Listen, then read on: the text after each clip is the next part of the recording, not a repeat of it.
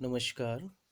BSc part first के physical chemistry के chapter liquid state के दूसरे भाग में आज हम structural difference between solid liquid and gases अर्थात ठोस द्रव और गैसों में संरचनात्मक भेद देखेंगे।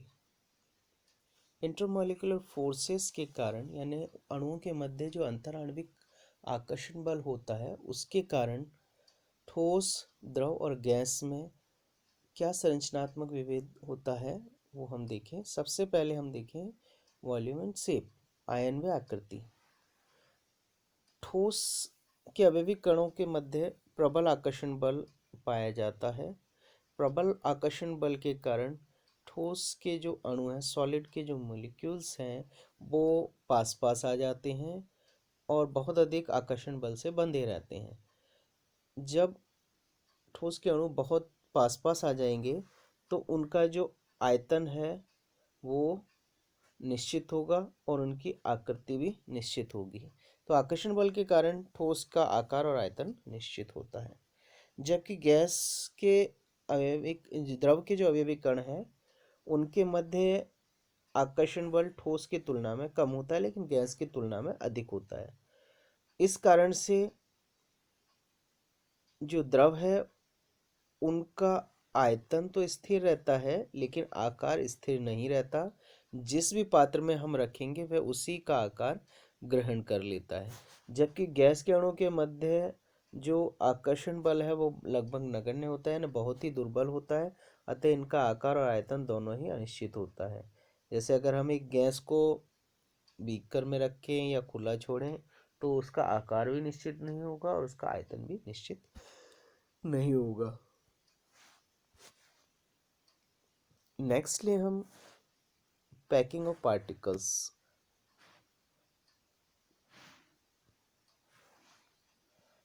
कणों की पैकिंग।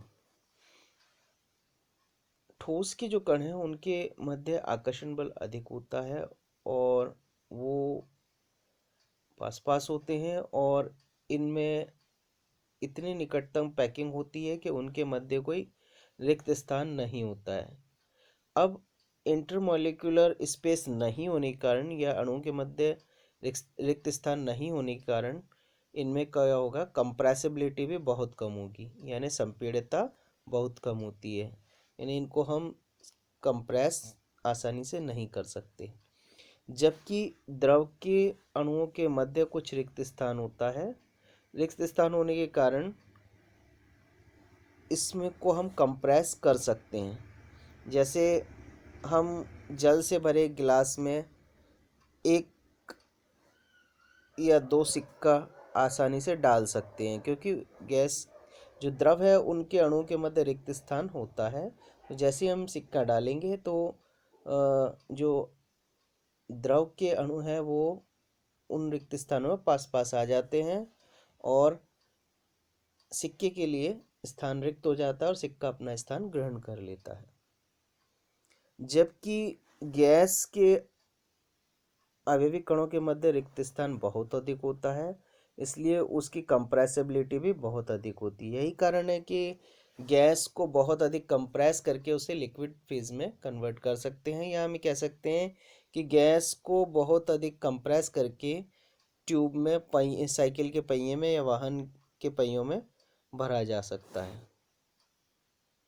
यह हम डायग्राम से देखें तो गैस ठोस के अणु के मध्य रिक्त स्थान नहीं है, यानी क्लोजेस्ट पैकिंग है, ठीक है, निविड़तम संकुलन है।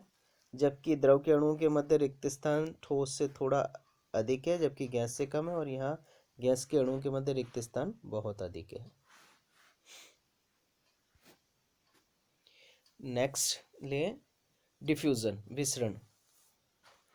गैस ठोस के जो अणु हैं उनके क्लोजेस्ट पैकिंग होती है, यानी निकटतम पैकिंग होती है, निविड़ संकुलन होता है, या हम ये कह सकते हैं गैस के अणु बहुत पास ठोस के अणु बहुत पास पास होते हैं और इनके मध्य रिक्त स्थान नहीं होता है। रिक्त स्थान नहीं होने के कारण ठोस का एक ठोस दूसरे ठोस में विसरित नहीं हो सकता, डिफ्यूज नहीं हो सकता। जबकि द्रव में हम देखें तो रिक्त स्थान होता है, अर्थात क्लोजेस्ट पैकिंग बहुत अधिक नहीं होती है, थोड़ी ढीली पैकिंग होती है। ढीली पैकिंग होने के कारण एक द्रव दूसरे द्रव में विस्तारित हो सकता है। जैसे हम जल से भरे बीकर में अगर हम इंक डालें तो इंक धीरे धीरे धीरे पूरे बीकर में फैल जाती है ना, विस्तारित हो जाती है। जबकि गैस के अवयवी कणों के मध्य रिक्त स्थान अधिक होने के कारण गैस में विसरण की प्रवृत्ति अधिक होगी, अर्थात एक गैस दूसरी गैस में आसानी से विसरित हो जाती है।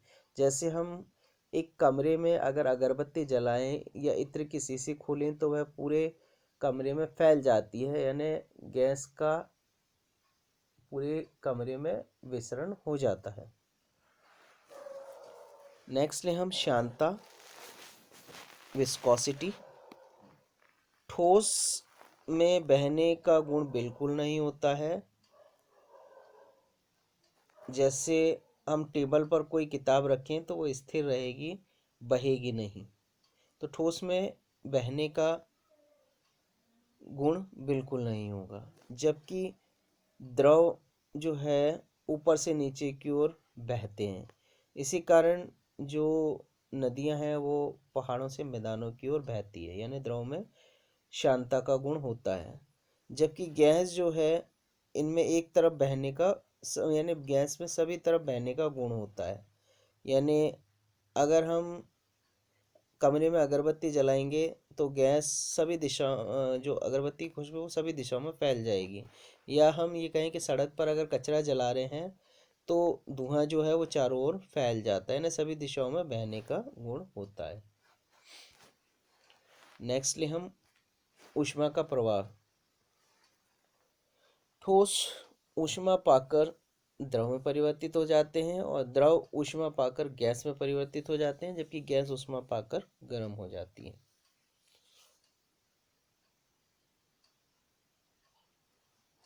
नेक्स्टली हम सरफेस टेंशन। ठोस में कोई भी पृष्ठ तनाव नहीं होता है, जबकि द्रव की सतह पर सरफेस टेंशन होता है, पृष्ठ तनाव होता है। और अगर हम गैस की बात करें तो गैस में सरफेस टेंशन के स्थान पर गैस दाब होता है। तो यह गैसों की, ठोस की और द्रव की इंटरमोलिकुलर फोर्सेस के आधार पर उनकी संरचना में अंतर था। Thank you. ओह सॉरी, एक और हम दें, विषमदैशिकता या एनाइसोट्रॉपी। घनीय क्रिस्टल जो है उनको छोड़कर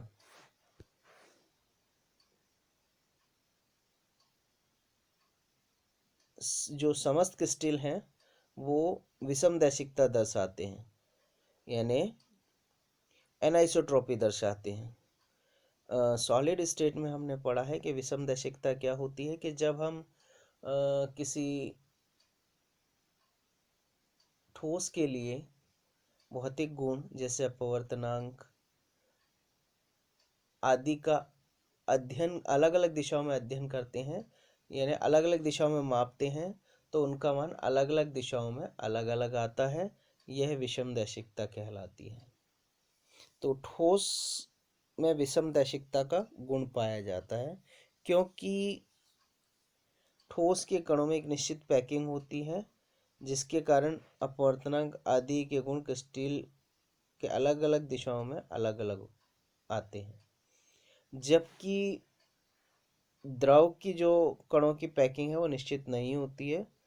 अब जो कणों की पैकिंग निश्चित नहीं होगी तो उनमें समदैशिकता का गुण होगा, अर्थात अगर हम अपवर्तनांक का मान किसी भी दिशा में मापें तो उसका मान समान ही आता है, तो इसे हम समदैशिकता कहते हैं। जबकि गैसों में कणों की पैकिंग निश्चित नहीं होती है, बिल्कुल भी निश्चित नहीं होती है, अतः ये भी समदैशिक होते हैं।